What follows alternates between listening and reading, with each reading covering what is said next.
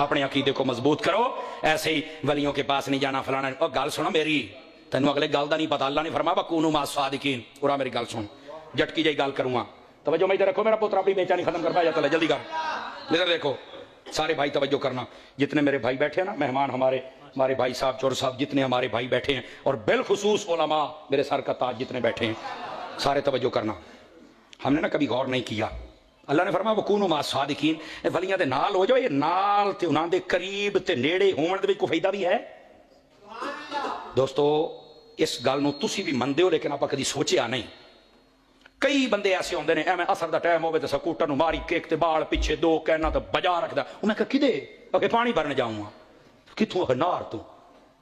میں کہ تواڈے گھر کو نہیں پانی؟ تے میں کہ او نہیں پیندا, کہ کوڑا تے نار والا کہ مٹھا ہے.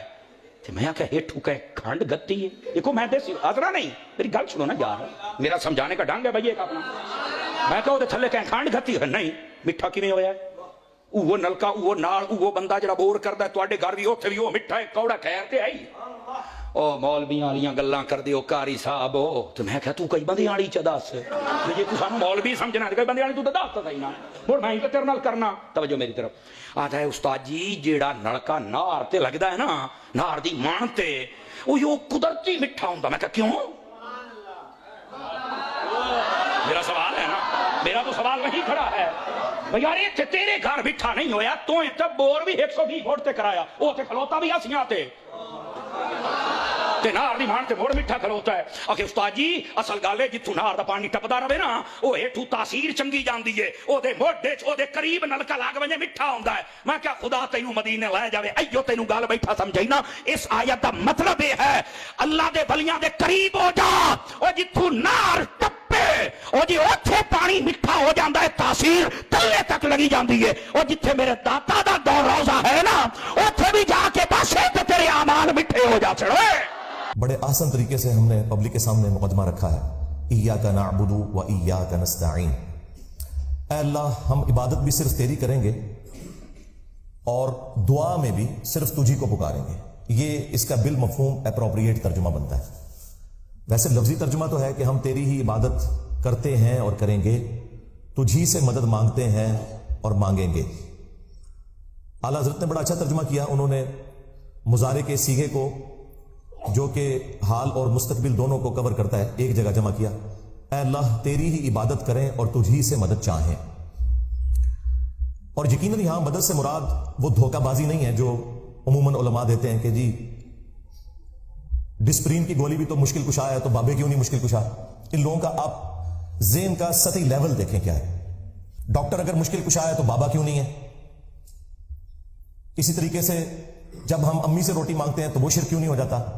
تم تو کہہ رہے ہو کہ صرف اللہ سے مانگنا ہے, ہم کہہ رہے ہیں صرف اللہ سے مانگنا ہے, یہ ہمارا دعویٰ ہے.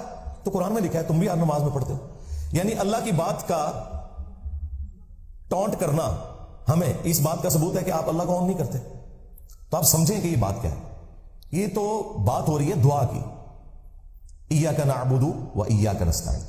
جو آپ بات کر رہے ہیں وہ تو اللہ نے الگ سے حکم دیا ہے, وَتَعَاوَنُوا عَلَى الْبِرِّ وَالتَّقْوَى وَلَا تَعَاوَنُوا عَلَى الْإِثْمِ وَالْعُدْوَانِ. نیکی اور پرہیزگاری کے کاموں میں ایک دوسرے کی مدد کرو اور برائی میں الگ رہو. یہ تو ہمیں اللہ نے حکم دیا ہے کہ ایک دوسرے کی آپ نے مدد کرنی ہے.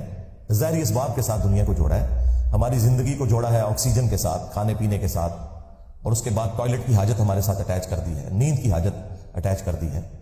یہ کمزوریاں جو ہمارے ساتھ اٹیچ ہیں, اس کا دعا کے ساتھ کوئی لینا دینا نہیں. دعا صرف اللہ کے ساتھ خاص ہے. اور یہ عبادت کی وہ اعلیٰ ترین شکل ہے کہ اللہ نے عبادت کے اوپر اکتفا نہیں کیا ایاک نعبد, بلکہ ساتھ اس کو الگ سے ذکر کیا وایاک نستعین. عبادت بھی تیری کرتے ہیں اور عبادت کی اعلیٰ ترین شکل دعا بھی صرف تجھی سے مانگتے ہیں. کیونکہ اللہ کو پتا تھا سب سے زیادہ شرک اسی میں ہونا ہے. آج کوئی مسلمان غیر اللہ کے آگے سجدہ کرنے کے لیے تیار نہیں ہے. جو جاہلیت کی وجہ سے قبروں کے آگے جھکتے بھی ہیں نا, ان کے علماء بھی کہتے ہیں نہیں یہ جاہل ہیں اور یہ تعظیم کا سجدہ کر رہے ہیں, عبادت کا سجدہ صرف اللہ کے ساتھ خاص ہے. اب یہ الگ بات ہے کہ تعظیم کا سجدہ بھی تو اس امت سے ختم ہو چکا. ابو داؤد میں حدیث ہے, سنن ابن ماجہ میں, ایک صحابی نے نبی علیہ السلام کو آ کے سجدہ کیا. آپ نے فرمایا سر اٹھا کیا کر رہا ہے. انہوں نے کہا کہ میں ہیرا نامی شہر عراق میں گیا تھا, وہاں دیکھا کہ لوگ اپنے سردار کو سجدہ کرتے ہیں, تو آپ تو اللہ کے رسول ہیں صلی اللہ علیہ وسلم, آپ تو زیادہ حقدار ہیں کہ میں آپ کو سجدہ کروں. تو آپ علیہ السلام نے فرمایا کہ اگر میں سجدہ جائز سمجھتا تو بیویوں سے کہتا کہ اپنے خامدوں کو سجدہ کریں اس حق کے سبب جو اللہ تعالیٰ نے ان کا رکھا ہے. اور پھر اس میں بڑے پیارے جملے ہیں کہ جب میں فوت ہو جاؤں گا اور تم میری قبر سے گزرو گے کیا میری قبر پہ بھی سجدہ کرو گے؟ ان کا نہیں یا رسول اللہ. فرمایا پھر مجھے کیوں سجدہ کر لو؟ اگر میں سجدہ جائز سمجھتا تو بیویوں سے کہتا کہ اپنے خامدوں کو سجدہ کریں. یعنی نبی علیہ السلام نے اپنی تعظیم میں بھی اس طرح کا غلو کرنا کہ وہ تعظیم کا سجدہ ہو اسے بھی بین کر دیا. تو اگر رسول اللہ کا یہ سٹیٹس ہے تو باب شاہی کوئی نہیں. ہاں یہ جملہ ہر جگہ فٹ ہوتا ہے. میرے نبی صاحب ہے ہی کوئی نہیں, تیرے بابے تھے شاہی کوئی نہیں. اچھا اس سے یہ بھی بات پتا چلی کہ صحابی بھی اگر اجتہاد اور قیاس کرے, اپنی ذہن سے کوئی چیز بنائے کہ وہ اپنے سردار کو سجدہ کرتے ہیں, ہمیں اللہ کے نبی کو کرنا چاہیے, اور وہ قرآن و سنت کے خلاف ہو تو رسول اللہ اسے ریجیکٹ کر دیتے ہیں بجائے یہ کہنے کے کہ عشق دے چلے نمبر لے گئے عقل والے انجے ہی عمرہ گالیاں. نہ سرکار عشق دے چلے اتنے میرے ہتھوں مارے گئے اگے اللہ کے ہتھوں مارے جان گے. ہاں قرآن تو اس سٹیٹس کو نہیں کرتا جو انہوں نے ڈکلیئر کیا بھائی. ان کا علم سے کوئی واسطہ نہیں, اس لیے کہتے ہیں علمو بس کریو یار, انہیں پتہ ہے علم ہماری موت ہے. اور علم جو ہے نا وہ آپ کو بتاتا ہے کہ یہ ہے رحمانی توحید, اور جو انہوں نے کلیم کی ہے وہ ہے شیطانی توحید.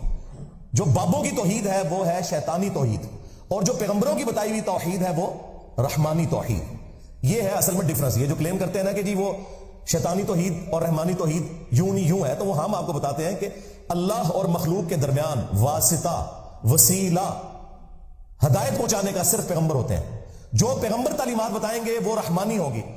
پیغمبروں کے سوا جو کوئی بھی اور بندہ خواہ وہ پیغمبروں کے نام کے اوپر دھوکہ دے وہ شیطانی تعلیمات ہوں گی اگر وہ پیغمبروں سے ٹکرائیں گی. ہاں اگر پیغمبروں کی تعلیمات کے مطابق ہے اور اس کو وہ ایکسپلین کرتا ہے مختلف مثالیں دے کر تو وہ جائز ہے, لیکن بالکل اس کے اپوزٹ رزلٹ نکالنا, یعنی آیت تو پڑھنا ایاک نعبد و ایاک نستعین, اور اس کی تفسیر میں لکھنا کہ یا علی مدد بھی ثابت ہوتا ہے, عبد القادر جیلانی کو پکارنا بھی ثابت ہوتا ہے, یہ تو بالکل 180 ڈگری رزلٹ ہے نا. اور یہ تو صراحتاً شرک ہے, وہ بالکل واضح قرآن میں آیت ہے. کہتے ہیں جی آپ نے یہ تو بتا دیا کہ صرف اللہ ہی سے دعا مانگیں گے, اللہ کے سوا کسی اور سے دعا نہیں مانگیں گے, یہ کہاں لکھا ہوا ہے؟ جی لکھا ہوا ہے, پہلے زمانوں میں نہیں لکھا ہوا تھا. پہلے آپ کے اوپر کوئی اللہ نے ایسی چیز مسلط نہیں کی تھی جو آپ کے ان شیطانی وسوسوں کا علاج کرتی, اب اللہ نے مسلط کر دی ہے. لکھا پرانا ہی ہوا تھا, نکالا میں نے. سورۃ النمل کی آیت نمبر 62, امن یجیب المضطر اذا دعا, بھلا بتاؤ تو کون ہے جو اضطراب اور پریشانی میں گھرے ہوئے شخص کی دعا کو سنتا ہے, وَيَكْشِفُ السُّوءَ, اور تم سے اس برائی کو دور کر دیتا ہے, اس مصیبت زدہ شخص کی تکلیف کو دور کرتا ہے, وَيَجْعَلُكُمْ خُلَفَاءَ الْأَرْضِ, اور تمہیں زمین پر اگلوں کا خلیفہ کرتا ہے, یعنی تمہارے ماں باپ کے مرنے کے بعد تم, تمہارے مرنے کے بعد تمہاری اولاد. اِلَٰهٌ مَّعَ اللَّهِ, کیا اللہ کے ساتھ کوئی اور معبود بھی ہے جس کی یہ کوالٹیز ہوں؟ قلیلا ما تذکرون, بہت کم ہی تم نصیحت حاصل کرتے ہو. یہ آیت اس بات کا ثبوت ہے کہ اللہ کے سوا کسی اور ہستی کے بارے میں یہ عقیدہ رکھنا کہ وہ دعاؤں کو سنتا ہے اور وہ مشکل کو دور کر دیتا ہے, گویا کہ اسے خدا بنانے کے, الہ بنانے کے, معبود بنانے کے مترادف ہے. اس کے بعد کسی آیت کی ضرورت نہیں. اہل تشیع کے ہاں صبح و شام کے اذکار میں یہ آیت موجود ہے, لیکن وہ عربی میں پڑھتے رہے. جب ہم نے اسے ہائی لائٹ کیا, سینکڑوں نہیں ہزاروں شیعہ نے شرک چھوڑ دیا, اور انہوں نے کہا ہمیں تو پتہ ہی نہیں تھا. اب تو میں نے اس میں اگلا ورژن ایڈ کیا ہے کہ جو مولا حسن علیہ السلام کو وصیت نامہ لکھا ہے مولا علی علیہ السلام نے, نہج البلاغہ میں موجود ہے, 3-4 صفحات پہ پھیلا ہوا ہے, توحید کا شاہکار ہے وہ خطبہ. اس کے بعد تو کوئی گنجائش نہیں رہتی کہ کوئی شخص مولا علی کا نام لے اور ان کے نام کے اوپر شرک کھڑا کرے. انہوں نے اپنے بیٹے حسن ابن علی کو کہا کہ بیٹا تم اس کی اولاد ہو جس نے ان قریب مر جانا ہے, اکیلا زندہ رہنے والا صرف اللہ ہے. تجھے جب بھی کوئی مصیبت ہو, جب بھی پریشانی ہو, صرف اسی اللہ کو حسن پکارنا. اور میرے بیٹے حسن یاد رکھنا, اللہ کا دربار وہ درگاہ ہے جس نے اپنا کوئی دربان بھی مقرر نہیں کیا, تم ڈائریکٹ اللہ سے مانگو. اگر مولا علی مولا حسن کو نہیں کہہ رہے کہ منو وچ پا میں وسیلہ اور توسل تے باقی سارے بابے تے شاہی کوئی نہیں.